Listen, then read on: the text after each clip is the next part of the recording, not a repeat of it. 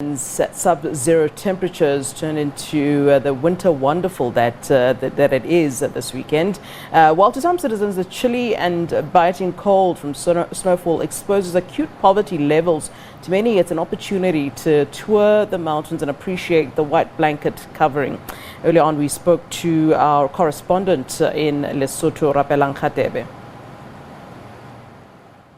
A conversation I had quite recently with one of the managers at Afri-Ski, who was complaining that the effect of the COVID-19 has been worse due to tourism because they mostly rely from international tourists, mostly coming from South Africa and across the world. And because of the COVID conditions right now, people are not able to come for leisure into Lesotho. And she was saying this is where now you begin to see that even what they have been doing with the communities up there will actually exacerbate the situation. But the point I was making earlier on is that those with the haves who are able to go out into the snow, with the big trucks, who are able to actually even generate income for tourism purposes, would want that road to be left alone, untouched, such that it creates and attracts much more attraction.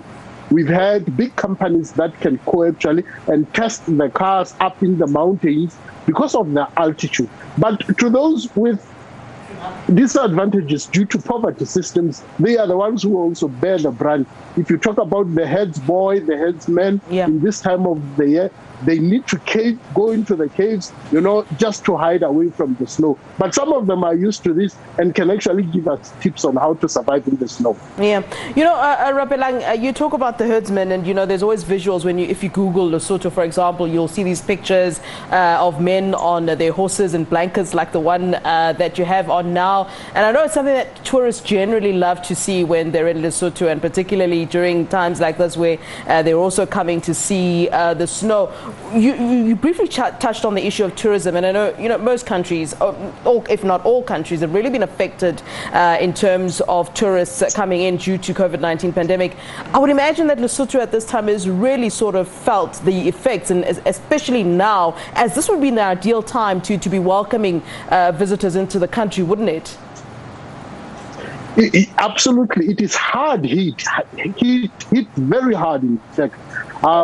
This is the time where many people who never really get to experience snow. They know for sure that one of these seasons they can come up to Lesotho and they will be able to see the fauna and flora in the beautiful winter wonderland that the covering would do. But due to COVID-related circumstances, really, traveling has not been quite easy. And this goes to the core of what has been really the cornerstone of Lesotho's economy. And if that is not going to recover anytime soon, they will have to do drastic measures to actually get into that.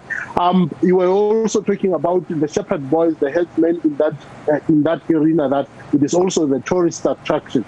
But I like it that there has been much in integration to make them part of the tourism, not just to get the handouts from the tourists, but to actually contribute towards mostly their education, their welfare, and to be sure that they become part of keeping the surroundings, the nature that they live in. So I think there has been an improvement towards their welfare, not just to see them as icons or backdrops or features that the tourists come to see, but actually as people that can contribute into the economy. All right, that's how we wrap up this hour.